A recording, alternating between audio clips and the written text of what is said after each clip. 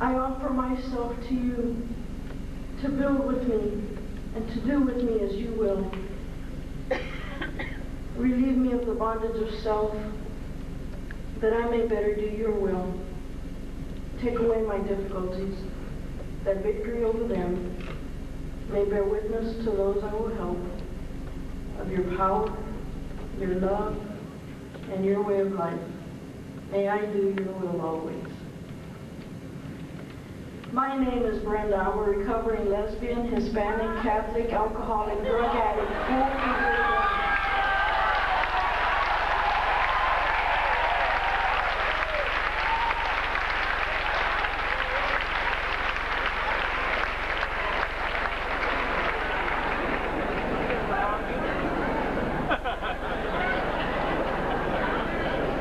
Thank you and good night.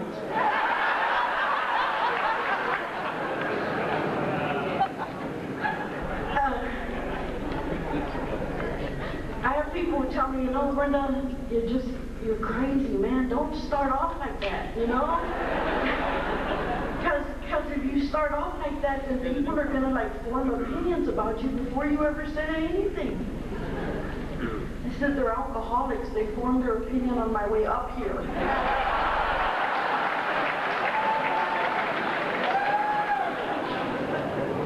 You know, and I started not to tell you. You know, I started not to tell you, and I thought, I'll just share my story, you know? I'm just not going to tell them, you know, and I'll just kind of watch what I share. But I looked out and I thought, you know, they look like a really bright group. And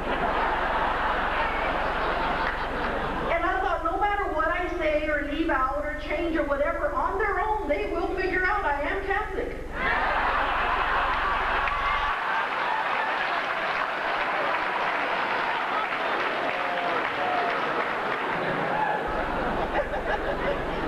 Y'all aren't even ready for what's going to happen up in here tonight. I don't care what time you got up this morning, you're not ready. Es imposible decirles el gusto que me da de estar aquí con ustedes ahora. Le doy gracias primeramente a Dios por la vida que me ha concedido. Con su permiso, voy a hablar en inglés.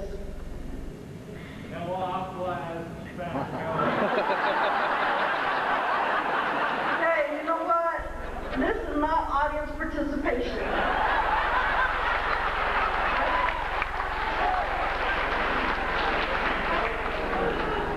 And for those of you who don't know Spanish, what I said was hello.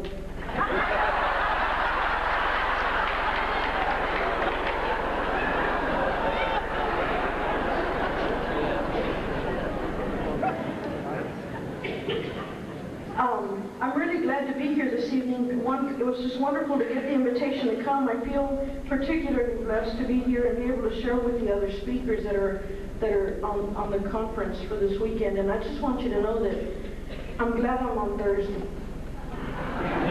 And the reason I'm glad I'm on Thursday is because I figured you guys could clean up the mess and they'll forget by Sunday.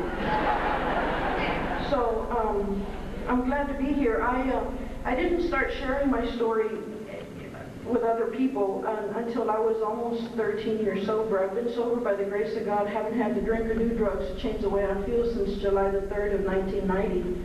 For the first 12 years of my sobriety, God did not let me look up from my tablet.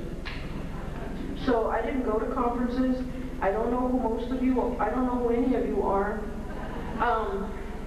And when I figure out who you are, I'll be impressed. But until then, I just don't know, you know, and so pray for me. And I'm not here because I know more or because of any other reason other than it was just my turn. And then when it's your turn, I'll sit there and you stand here, you know, it's just, that's it, you know. I have it on good authority that you don't know what you're going to hear tonight. Mostly because I'm the one that's going to say it and I don't know what you're going to hear tonight. I like to start off every time I share in the same way for the people who practice contempt prior to investigation. Because they're gone already. They heard that opening and went, I already heard that crap. Or turned off the CD or whatever. So, and I try not to cuss from behind the podium, but I was in San Francisco, and I got on the public transportation because it was how you got around, and a really drunk African-American woman got on the bus, and she walked up to me and she said, "I'm Jesus Christ." Well, you don't want to laugh in case, I don't know.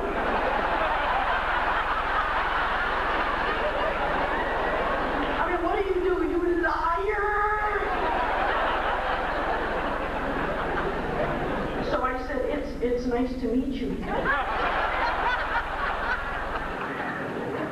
And then she starts to scream obscenities at the top of her lungs.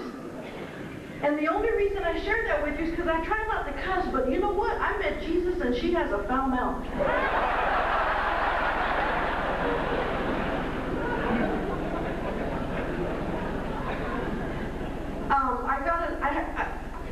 I get a list of suggestions from people always, whether it's before I share or after I share or while I'm home not sharing or whatever, and they're like, Brenda, don't, be funny. Don't be boring, be funny. And then I'm like, okay, be funny. And they're like, but don't entertain, that's not why we're here. And it's like, read out of the book. Read out of the book. And I'm like, okay, I'll read out of the book. Don't read out of the book, they can read the book at home, and it's like, so there's no way for me to do all of that. So here's what you're going to get.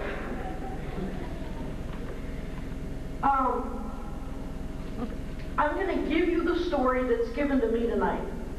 If it comes out in any kind of chronological order, we will both be very surprised. It's the difference between the chicken and the pig for a ham and egg breakfast. The chicken is invested. I'll give an egg or two. The pig is committed. And I want you to know I'm committed. I want you to know that for the next about 40 minutes, because the play guy said, you know what, you better not run into the playtime. So we're not going to do that. But for the next hour, I just wanted you to know I'm all in. All right? I'm all in. So what you're going to get...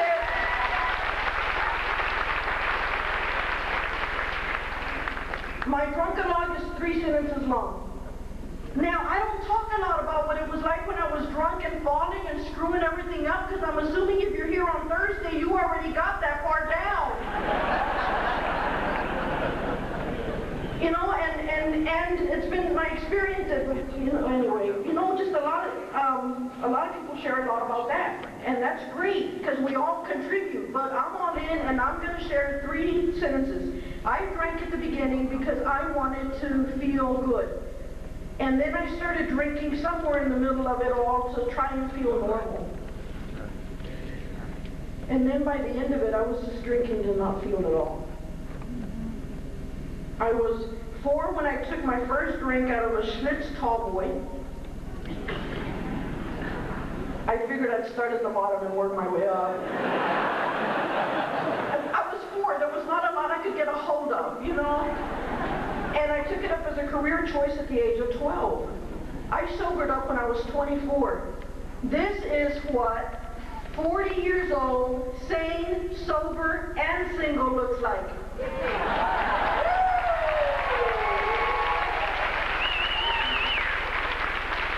And I love it because I'm looking at you and some of you are not impressed.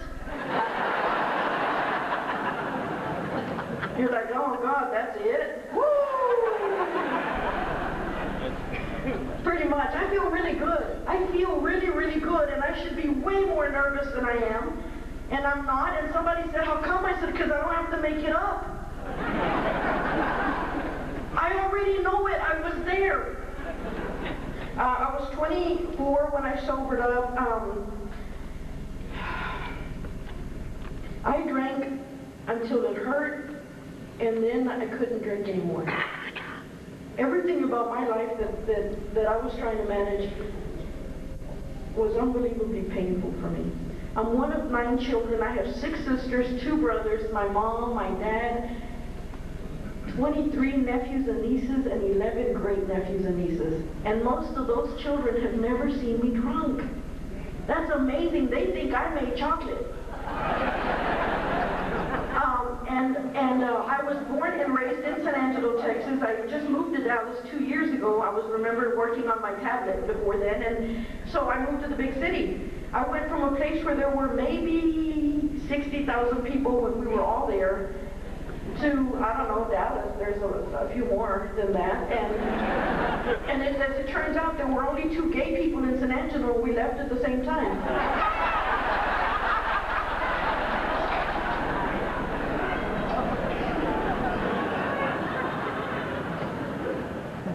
I know they wanted to go out and change the population sign. Woo!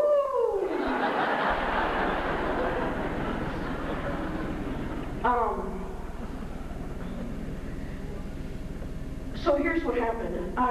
Wow, are we going to tell that? Yeah, we are. Okay. Sorry. Okay, so here's what happened.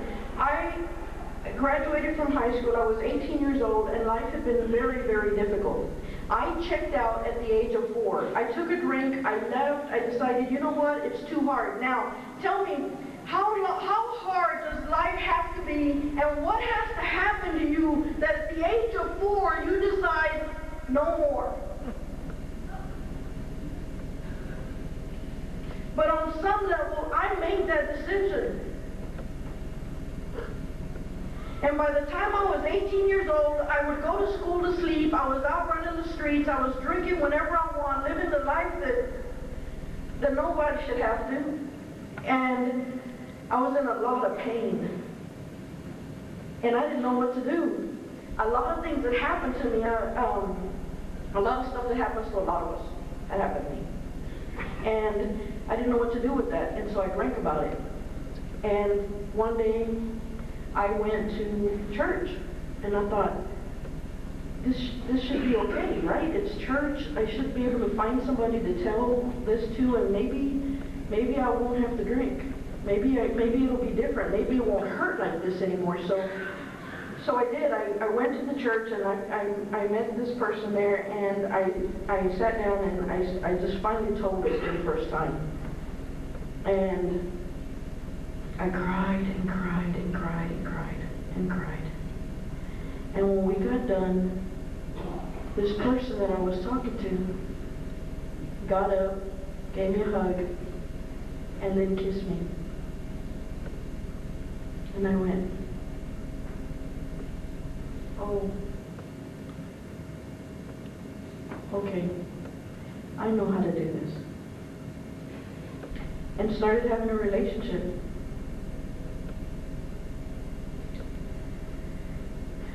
That went on, my drinking got worse, the pain became excruciating. I didn't know a lot about God, but I thought that was a pretty quick way to piss him off.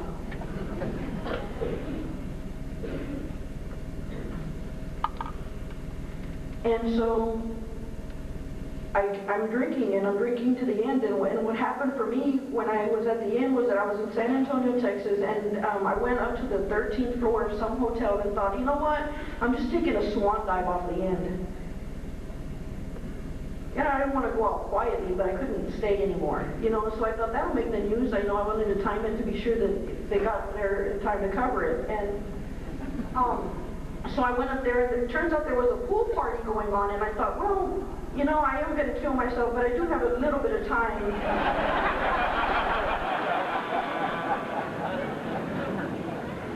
So I sat down, started drinking with these guys. Now, I was really late to dinner, and the woman that I was with that was waiting on me called and said, where are you? And I said, oh, okay, I'll come down. So I grabbed maybe something like 9 or 10 beers.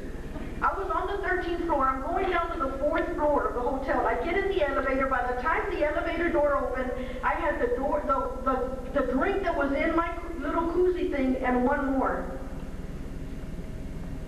And a bunch of empty bottles.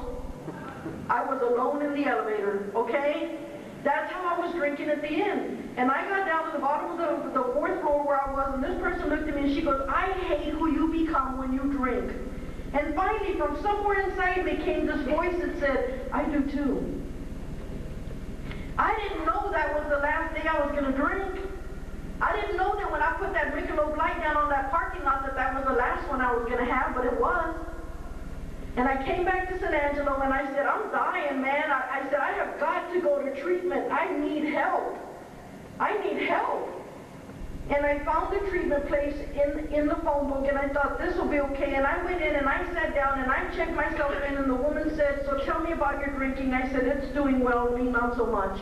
And I started talking to her, and then I told her, I said, well, what really happened, the reason that it got really, really bad was because I finally found somebody to talk to about this stuff, and then it got really complicated. And then I had to drink some more. And I told her what happened. I thought, it's treatment. It's okay. So I told her what happened, right? She got up, gave me a hug, told me to sign the papers, and then she kissed me. And I went, oh, I know how to do this.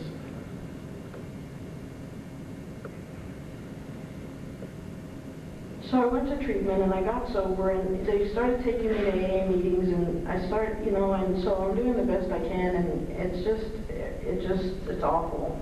It's awful. And I decided I don't know what's going on. And I went and I drank again, and I drank again for 23 days, day and night, because I wanted to kill myself. I couldn't do it anymore. Everywhere I thought I should be able to go and tell the truth, those were the results I got. I wound up in Alcoholics Anonymous, and I started to go to meetings, and I didn't know what was really going on, and I wasn't really happy to be here either, and it was real important for me to let you know that. And so I started going to meetings, and I looked around, and I realized that y'all did not have a leader. I went home and I told my mom, I said, Mom, they don't have a leader. I said, and I think they're going to ask me. So I started to go to meetings, and now I was like really confused. I needed your help. I needed you not to know. I was, you know, running for office. I didn't know who was my, you know. So I started to go to meetings, and I would take the newspaper. And as soon as the meeting would open, I'd open up the sports page. Just because it really, really pissed some people off. And so they'd share in the meeting when it was their turn, you know, if you're going to read the paper, obviously you're not ready to surrender to God's will and whatever, whatever. So the next day I'd take my headphones, you know. Now they weren't on. I don't even think they had batteries in it. That's not the point. The point was that I needed for you to know that I didn't care what you thought. And so I kept going to meetings, and this lady comes up to me. She goes, you need a sponsor. Very badly. And we talked about it. Here's my number.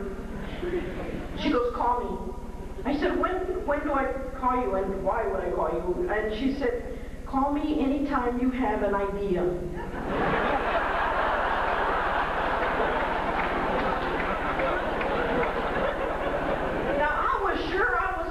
Offended, but I wasn't sure how calm I was supposed to be offended.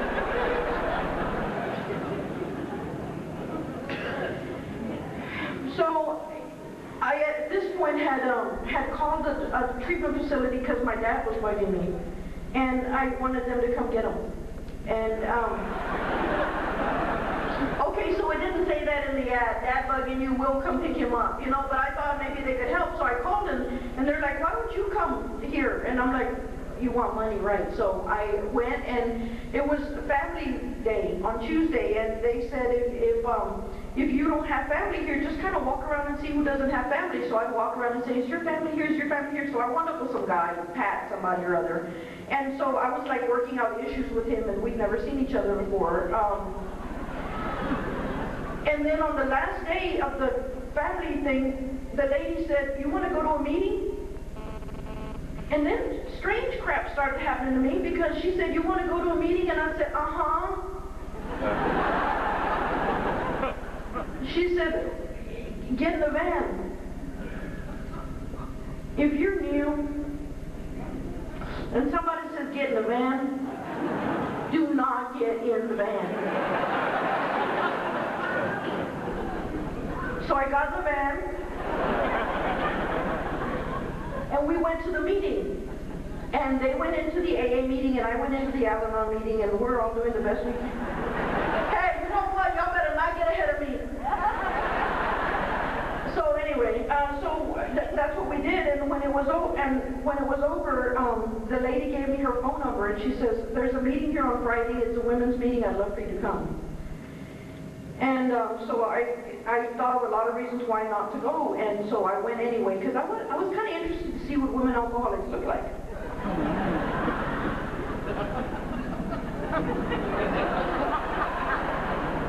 Do you ever get those points where you say something and it's not supposed to be funny? So I went to the meeting, and the lady was there, the one that said, "Call me when you get an idea." She was there, and the van lady was there, and when the meeting was over, she came up to me, the little lady with the "Call me when you have an idea." She said, "Hi, my name is Pam."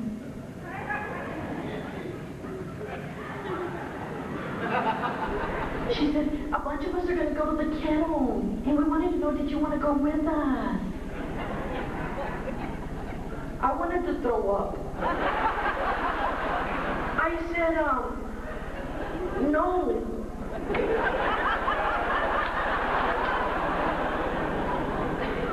She said, "Okay, good, get in the van." Hey, but okay, I got a steel trap up here, okay? Because I said to her, "You know what? I have my own car. I'm gonna meet y'all at the kettle." She said, "Get in the van." And I thought, what the hell happened to "Hi, my name is Pam"? So we went to the kettle. We sit down at a long table at the back of the restaurant. I look down the table. I see nothing but 12 white women. Woo!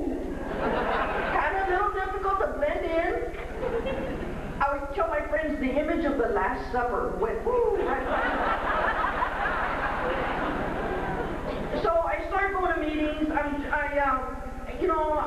trying to not let you help me, and and I have Pam's number and all this other crap, and this woman comes up to me and she says, "Come here." She said, "The meeting's over. Why don't you pick up all of the ashtrays, empty out in the trash can, and then we're going to clean those up."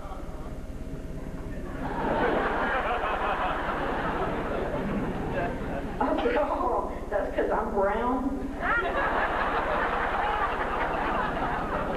And we're going to deal with this issue today.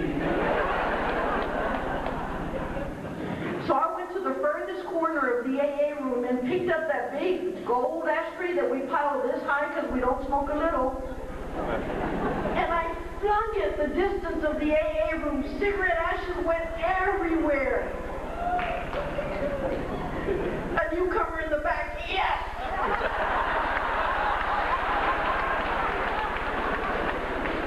She says, "Come here." I thought, you know what? I've been looking for somebody's butt to whoop. I'm on my way. And I walked over there and I got this close to her face. I said, "You need something?"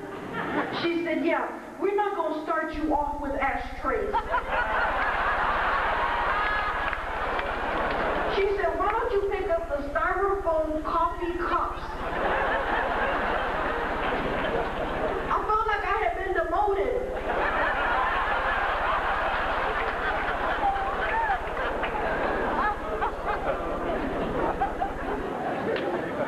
So I started with the cups, and I'm going to meetings, and I'm taking the paper, and I enrolled in college, and I didn't know why, and I don't know, it's just crazy. One minute I love it, one minute I'm poisoning the coffee.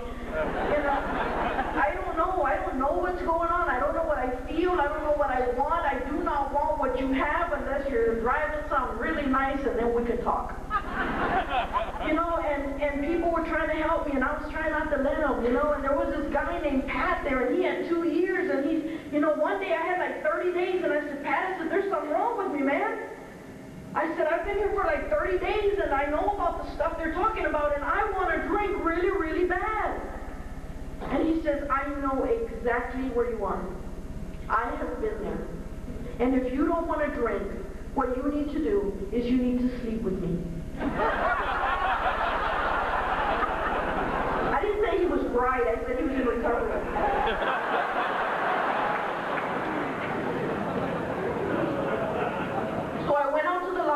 the AA room, and I picked up the phone. Hi, Pam, it's Brenda. I'm up at the club, and I was telling Pat that I really wanted to drink, and he said if I didn't want to drink, that I should sleep with him, and I wanted to call you because that sounded like an idea.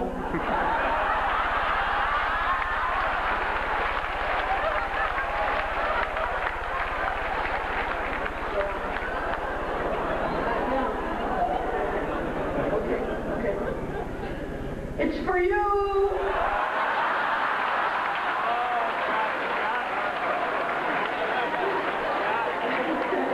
I think she killed him. I never saw him again. Ever.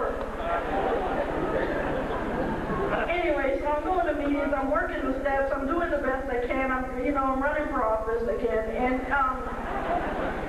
I'm trying to fix things with my family.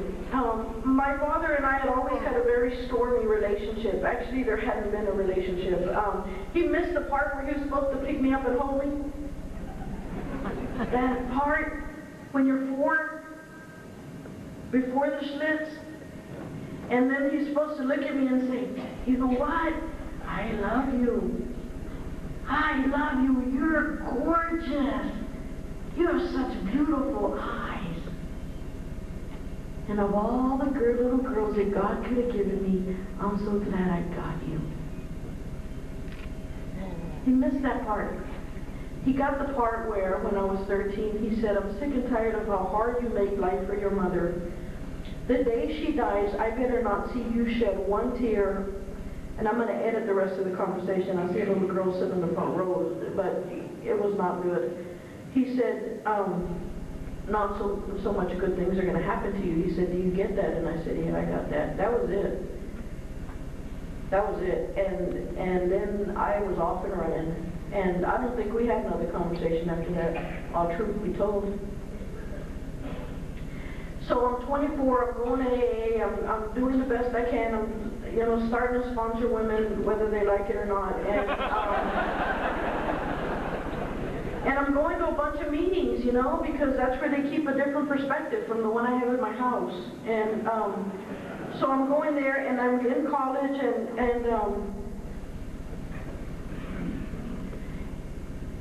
I found out that I had to tell the truth. Don't miss that in the 12 and 12, by the way. It's actually in there. And what happened was that when my brothers and sisters needed something from me and I couldn't give it to them, I made that about them. When they wanted me to show up for their lives, when they wanted me to be present, accountable in my body, and I couldn't do it, I made that about them. And I made them feel like there was something wrong with them for needing that. I had to go back and make amends for that. And the way I made amends for that was that I started to show up for all the crap their kids were doing. I've been to way more violent recitals than should be required of any sober person. I went to like the Little Olympics, the Special Olympics. I'd make banners. I'd run along the street, and they're like, she's not drinking, right? My nephew, when he got his license at the DMV, when he came back, I had pom-poms and a cowbell, and he's like, oh my God. I just thought it was a big deal, so I started showing up for him, and then Eric, he's my nephew, and I'd run with these signs, and it was great, and I'm going to school, and I'm trying to pay attention, and I don't know what happened. I graduated. I'm a teacher.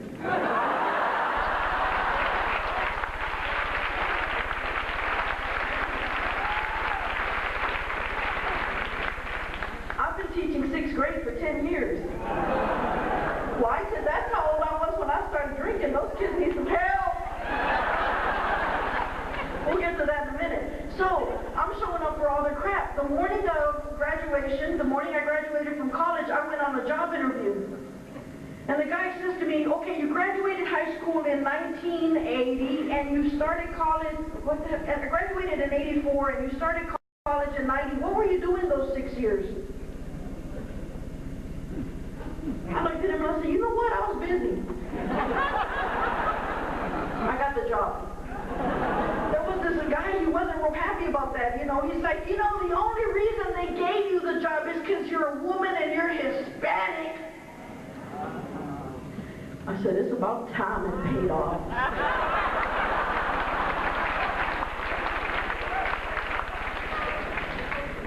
they gave it to me because they knew I'd eventually meet Jesus in San Francisco. I don't, you know.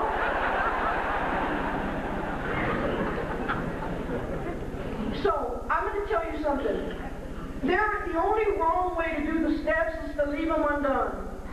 Other than that, I got it covered. Now,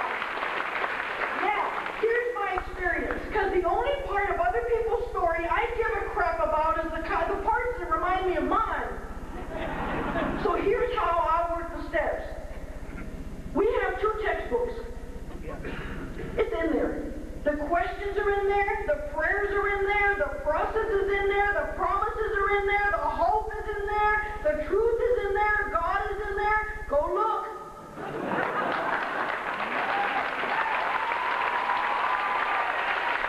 Oh, see, I untucked my shirt. It's going to get good now. You got to go off just going to get to the good part. Buy the tape. I'll see you. So here's how I work the steps. I get the book and I answer all the questions. I go in order. I read it with my sponsor. My sponsor reads it to me. We talk about what it says. More importantly, we talk about what it doesn't say. And we just work the steps that way. I try and tell the truth. I try and be the sober woman I want to be. Because the rest of the time that I get to share with you, which is about 20 or 25 minutes, I want to talk about what it's like.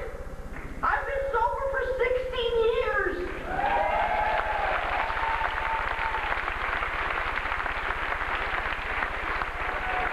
So I'm going to talk to you about the quality of my relationships, because that is how I define whether or not I'm being successful in my life or not.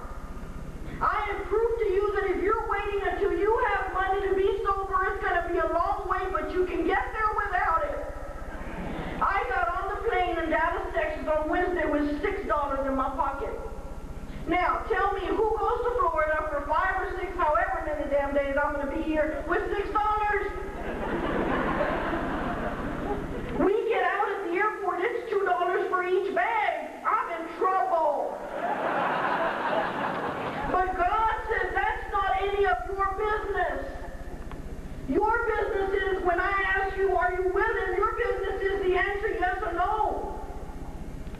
Then the rest of it is my business. And I looked to God, I said, I don't mean to tell you your business, but you're down to 2 books.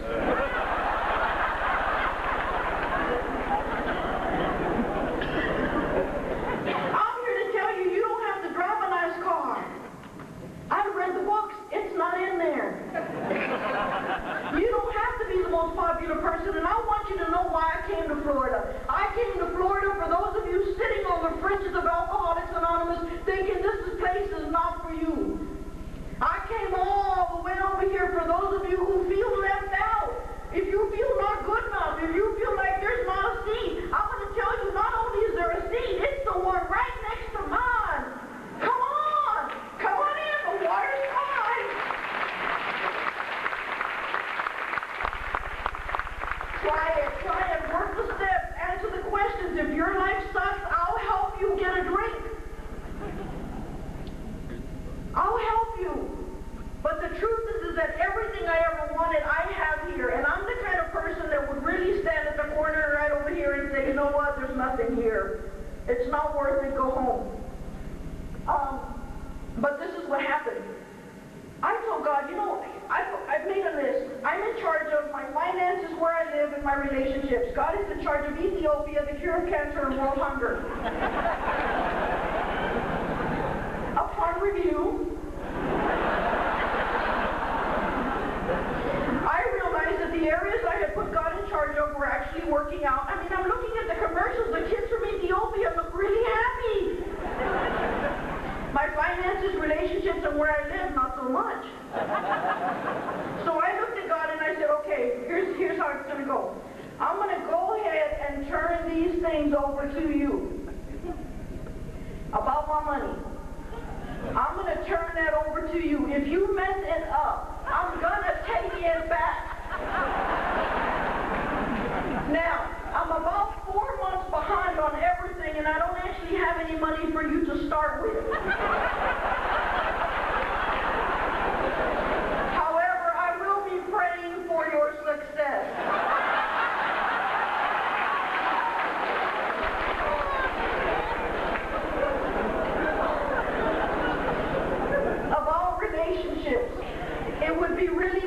more convenient and way less painful if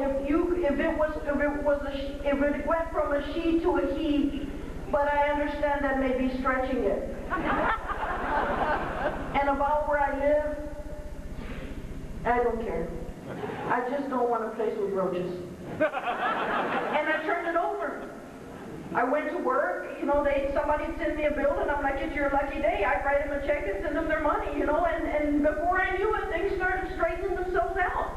I even had money in my pocket. Now, the minute all my bills were paid and I had money in my pocket, I made a really great decision. Thank you, I got it from here. Now, today, when I make that decision, I still get the same results I got back then. Everything I put myself in charge of turns out not so well. So that's how you get to come to Florida for 5 or 6 days with no money. It's very cute. The little treasure lady, love you. I love her now because she came up to me last night. Can we talk? Okay, we can talk. She came up to me last night and she said, you know, we'll reimburse you at the end. I'm like, come here, we got to talk. That at the end thing, that's not going to work for me. This is the beginning thing, and she's like, that's not a problem. So she gave me the money. It was great. For expenses, which I'm going to have, as it turns out, because I didn't bring any T-shirts.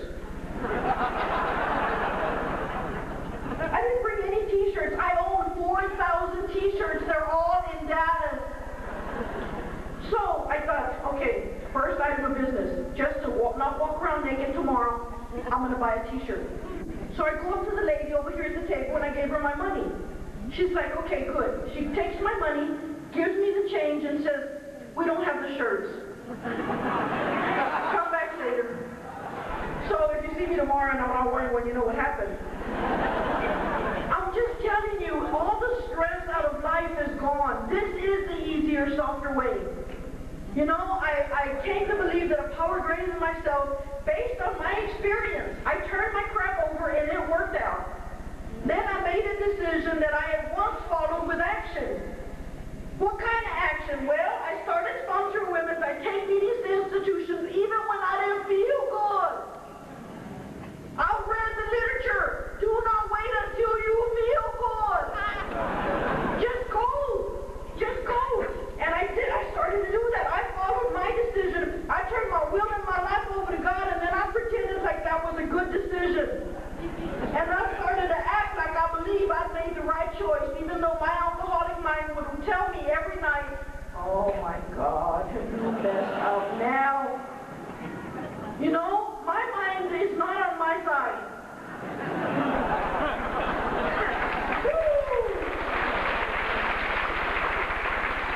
It does not wish to relinquish control. You know, so like even now, I'm sober, through and through sober. I will wake up in the morning and my alcoholic with the other members of the committee have been up drafting memos. I wake up, they've already decided, you know what, it's just not worth it. I mean, if you haven't amounted to anything now, you really don't have a choice. It's not going to work out. And why get up? You're going to die anyway. And nothing's happened so far. Nothing. So, anyway, I'm like going to school. It's graduation morning. I got the job. I go that night in my cap and gown, and I look up into the stadium filled with people, and there's my nephews and nieces and my brothers and sisters. And they're holding up signs that says, she's our aunt. Yeah.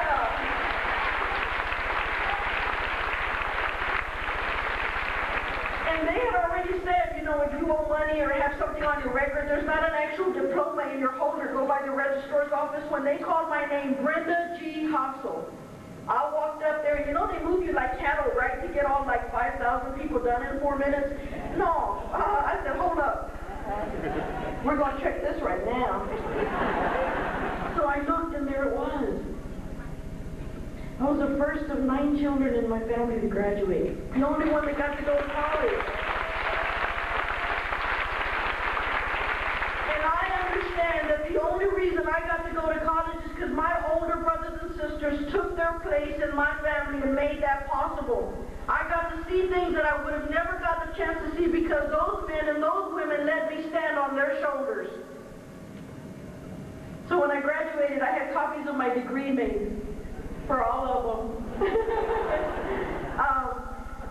So I graduated, and I looked up into the stands where my father was. And for the first time in my life, I saw something there besides disappointment. He said, "Ooh, that made all the coffee cups worth it." So I go and I start school. I get done with my first week of school. I'm teaching 6th grade, hormone builders, I like to call it. Because those kids won't bring their supplies, but they bring their hormones every day. And the Friday after the first week of school, my sister called, and I thought, that's pretty cool. She's calling to tell me congratulations on going to work for a whole week. Woo! And so I picked up the phone, and it was her, and she said, "Brenda, I was going to call and tell you that we just took Dad to the doctor, and they found out he's got cancer, and he's having surgery next week, and you have to come over here to his house." And I hung up the phone, and I started to cry in the office. I started to cry because I was sober, and I didn't want to go.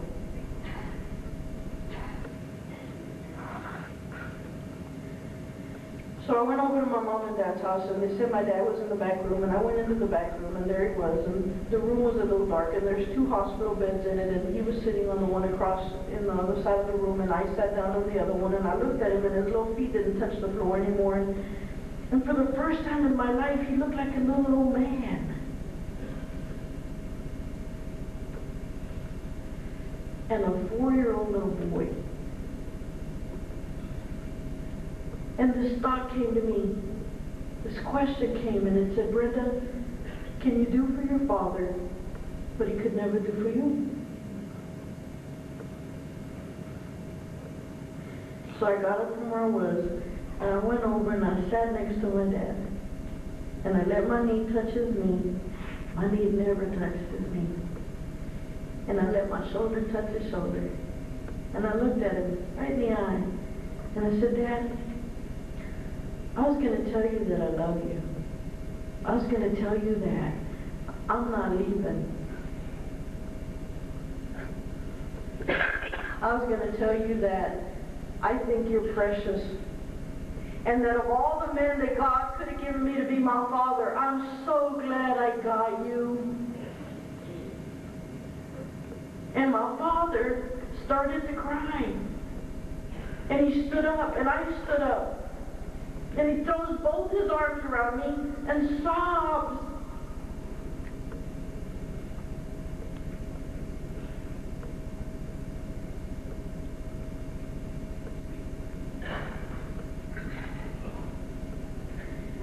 So we started his treatment, and we went, and my father had never seen a DVD player, and I thought, what a way to take chemo, throw in a movie and let's go, and it was great, and I'd go when I could, and when I couldn't go, I'd go to a meeting, and I'd tell him I can't go. I'm sober and I can't go. Help me.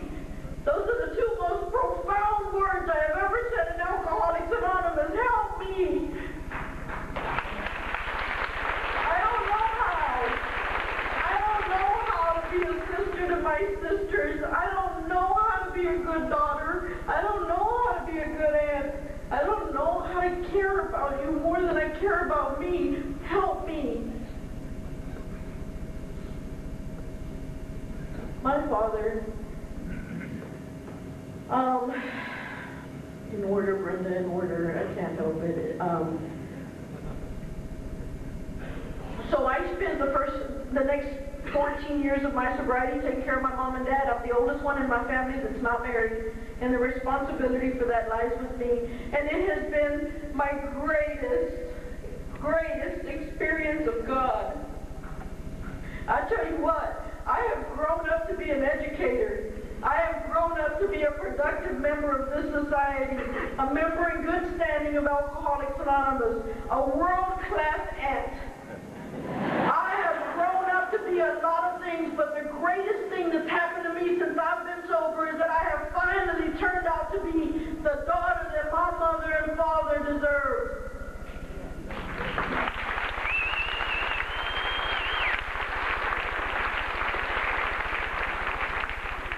So I'm rocking right along. I'm 12 and a half, 13 years By the way, if you're 12 and a half or 13 years sober, pay attention. The wheels fell off of it.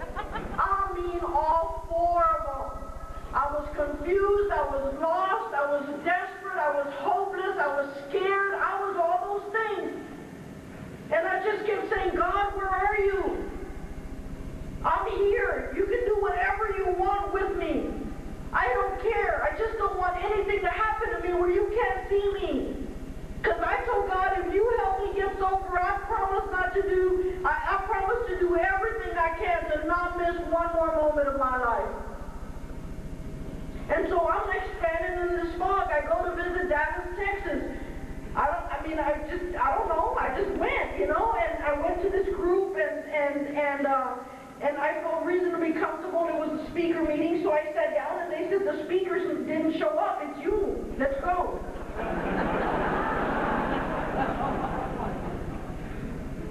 And so I went up there to the podium. I said, I'm Brenda, and it's bad. I don't even know how come. It's just bad. Newcomers took off running, I said, I'm doing everything I know how to do. I don't know what's the matter. I'm in the fog of recovery. And I said something that I was not expecting to come out of my mouth. I looked at those people and I said, and I don't care. Because in the fog I can hear God's voice. And I can see you. And if all there is from here to the end is the sound of God's voice and your face, I am okay. And I went to sleep that night, got up the next morning with a set of directions. I am not kidding. It came to me in my sleep. I got up and I wrote those son of a guns down. First thing on the list, tell your mom and dad that you're gay.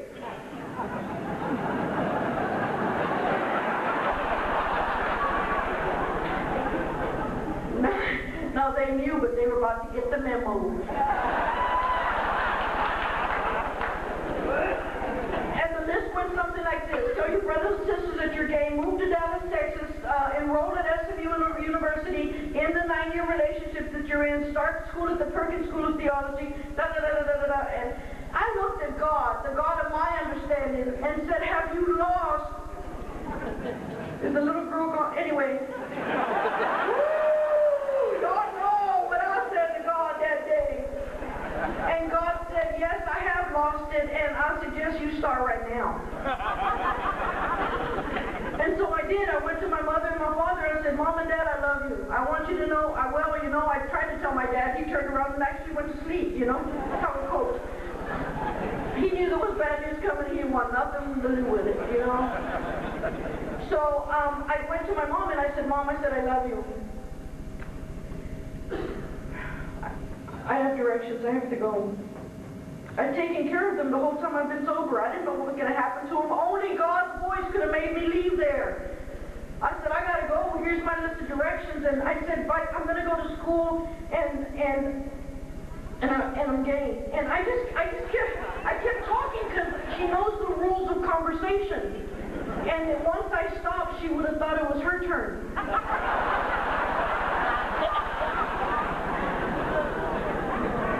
So I just went on and kept talking, and then she looks at me and she goes, Brenda, she said, there is absolutely no doubt in my mind that this is exactly what God wants for you to do. I want you to know that not only, she goes, I love you more than I love my other kids, and I love you more than that because you're gay. There is room in God's world for everybody. Not only do you go with my support, she said, not only do you have my support, you go with my blessing. I said, Mom, about Dad? She said, I got him. So then I went and I talked to my brothers and sisters whom I love, and I said, I gotta go. I'm gonna miss you. And they cried. They cried because I'd been sober and I'd been present and I'd helped them with their children. And they said, you have sacrificed your whole life for our kids. Go. We'll miss you. And I left. And it broke my heart. I go to Dallas. I spoke at the conference. I was 13 years sober now. And And nothing has been the same since. Nothing. Nothing. I had never been out of San Angelo. I went from San Angelo to Dallas, and before I knew it, in the last 3 years, I've been out to California 4 times. Woo! Yeah. That's what happens when you turn your will and your life over. It is not your business anymore. And I get to come to Florida, and I get to be here with you. I don't know anything about that. I just know that this is God's will. So the phone rings in San Angelo, and it's this woman. She goes, I'm calling about the job you applied for at SMU. I don't have any idea what she's talking about. I said, yes. She said, can you come for an interview? I said, yes, of course. I'll be there on Wednesday. So I go for the interview. I don't even know what job we're talking about. And so, I went and I sat down, and she starts to explain the job, and she goes, do you want the job? And I said, I think there's been a misunderstanding. I said, I didn't actually want to work here. I said, I wanted to go to school here. She says, well, do you know that if you work here, you can go to school for free? I said, are you shitting me?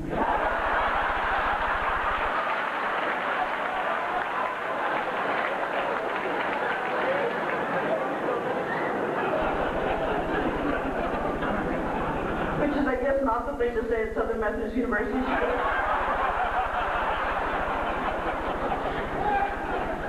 She said, no, I'm not doing what you just said. So I enrolled in the Perkins School of Theology to get my Master's of Divinity, and I start working there, and I start going to school. And I told the people in Perkins, I don't care if you know that I'm gay, because my mama knows that it's all right with her. You know, I didn't tell my mother the truth to come hide from you in Florida. I didn't tell my mama the truth to go hide from those people at SMU. There's a friend of mine who gave me a card that said, Brenda, when they ask you what it is that you have come to do in this world, you tell them you have come to live out loud.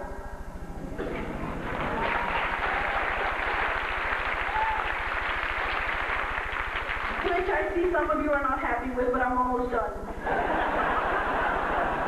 So I moved to Dallas. I start going to school. Well, you know, the word got out to the people I'm working for. They put me on a prayer list. It didn't work, and they told me I had to quit school if I wanted to keep my job. God, broke my heart. Broke my heart, because all I've ever wanted to do was be ordained. And the only reason I don't want a church, I don't need a church. The only reason I've always wanted to be ordained is because I want everything about my life to say, God is my first conversation. So I had to drop out of school, and I finally just left that job, and I told God, I said, I don't know what you want. And he said, I want you to go work for the school district. And I'm like, look, I paid back my karmic debt from Catholic school. I'm not going. So I went on 4 or 5 interviews. They loved me. Nobody hired me. I got up and dressed for one more interview, and I said, you know what, God, I'm not getting dressed again, buddy. If you want me to work for DISC, you better get your crap worked out, because I'm not dressing again. Amen. So I went on this interview, and the principal says, I have a music and art position. I said, I don't know anything about music and art. He said, do you want it? I said, I'll take it. So I started working there. I started working there in September. The kids had already started school. I started working there in September, and in November 4th, my sister called and said, Dad wants you. He's sick. I was on my way to work. I called work. I said, I can't come to work. My father needs me. I turned around, went, packed a bag, and took off to San Angelo. And I went there to be with my dad, and all 9 of my brothers and sisters came home.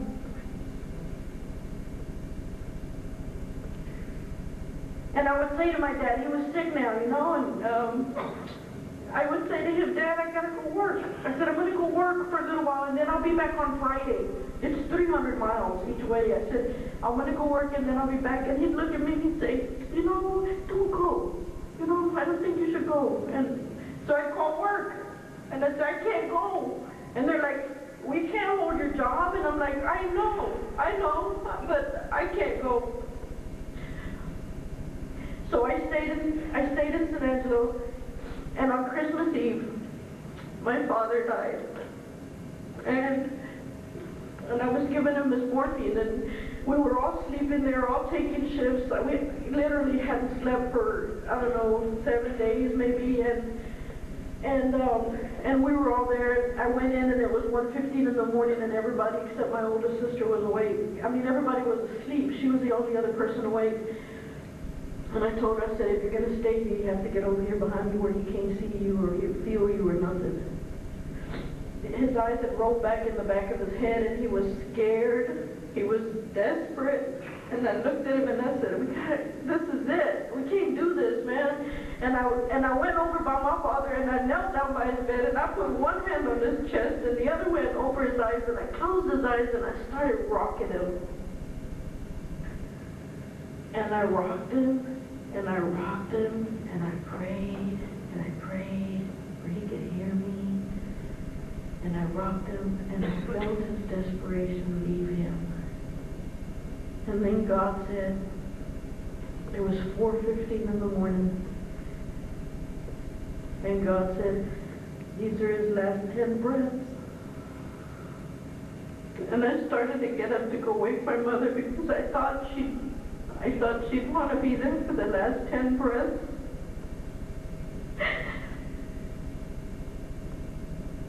And I thought, nobody should have to do this. So as he took his last 10 breaths, I said each of my brothers and sisters' names. And then he died.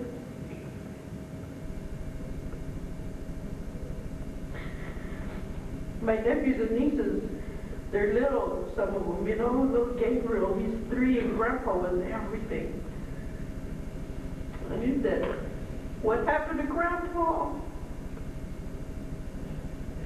And I looked at him, and with the most sober place from my heart, I looked at him and I said, he had to go to a party.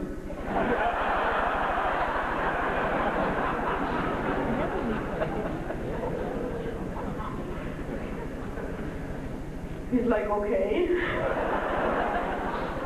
So we went and we made funeral arrangements and all of that, and I sing and I play guitar and I played my guitar and I sang and we did all that stuff and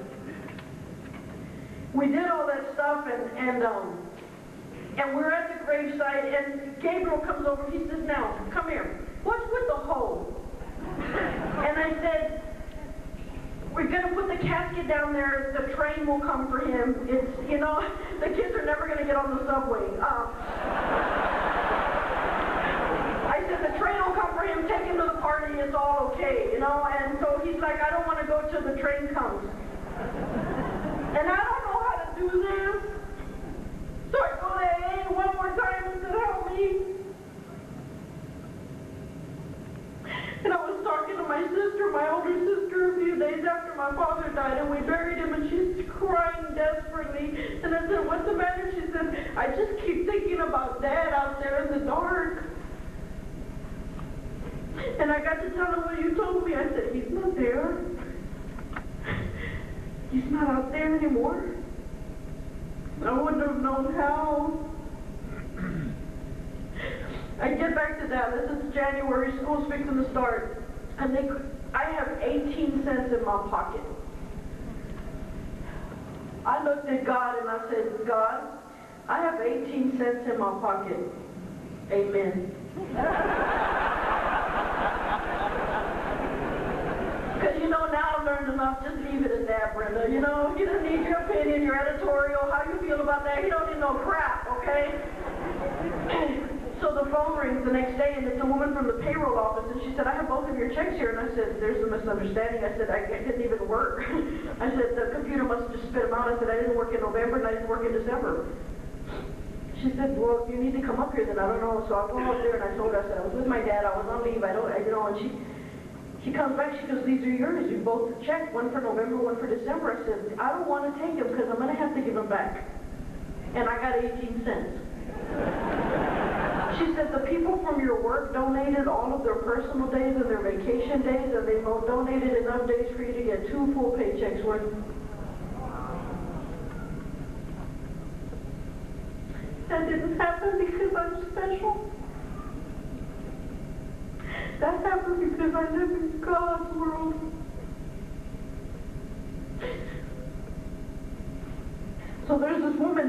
trying to get sober. Actually, she's trying not to get sober. I'm immediately drawn to her. She's a teacher too. And then she says, there's this woman who's starting a new school, and I'd love for you to meet her, and I think she can give you a job and all this. And I knew things were kind of going to the crapper in the other job. And so I called this woman. I said, hi, Catherine, it's Brenda. Nancy said that you might have a job. Anyway, I'm just calling, whatever. So I get to my other job, and they're not happy because I've been off of work for 2 months, you know. I just left and never came back kind of thing. And the principal said, we think it's best that you sign up to be voluntarily displaced. Now, I'm not real bright, but if I don't volunteer, doesn't that kind of defeat the spirit of the thing? He said, we think you should volunteer to be voluntarily displaced. We don't want you to work here anymore. Now, I could have taken that personally, but that's not my business. I said, I need to pee. I'll be right back. Okay, so that was a bit more information than you needed, but I left the room. I picked up the phone. I said, Catherine, it's Brenda. Remember me? I called you a little while ago, like a month or two ago. I said, anyway, that's not important. Did you have a job? She said, yeah. I said, I'll take it. Okay, I walked back in and I said, I'd like to volunteer to be displaced. I'm here with you. On Monday when I get back, I start my new job.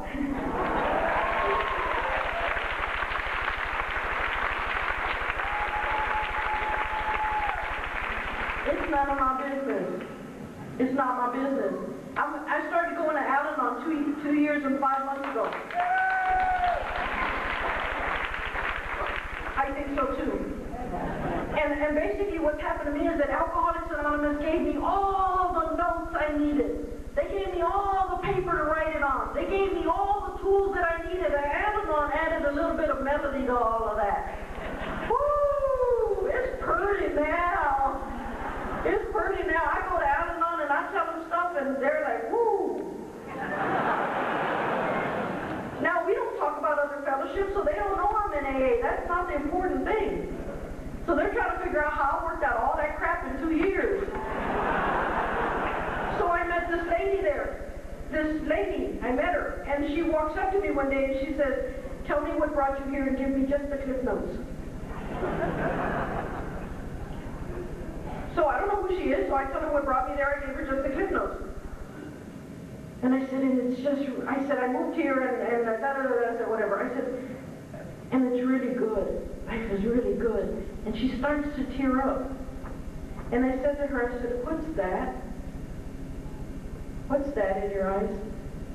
She says, we'll talk about it later. I said, okay, what's your favorite color? We'll start there.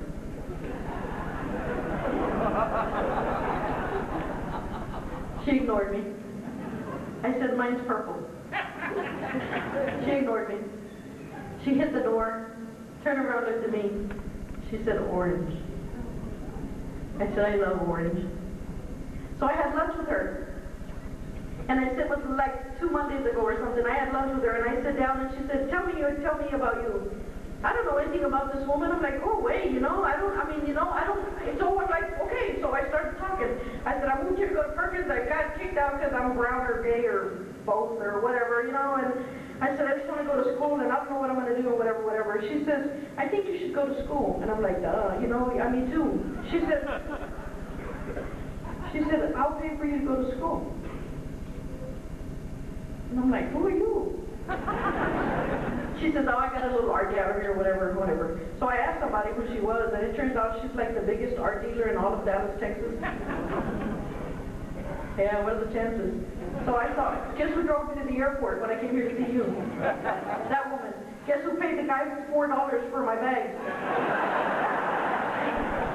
I looked at God. I left Dallas with $6. I'm like, I'm impressed, I don't know what's going to happen, but I do know that it's going to happen where God can see me. I am so glad you're here this weekend. If you want what we have, do what we do. If you don't want it, do what you do, and I hope you make it back.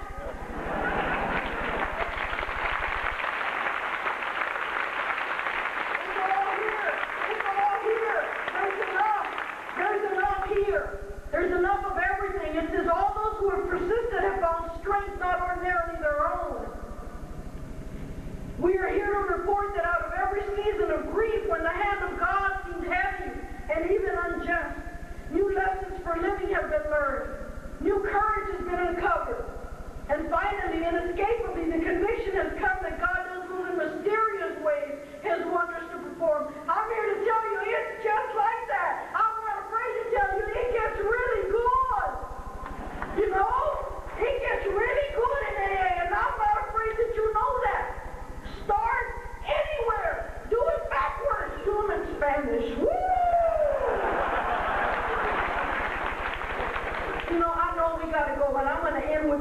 I'm just going to tell y'all, when this is over, I'm going to stand right over there and give away free hugs. I don't care how long it takes.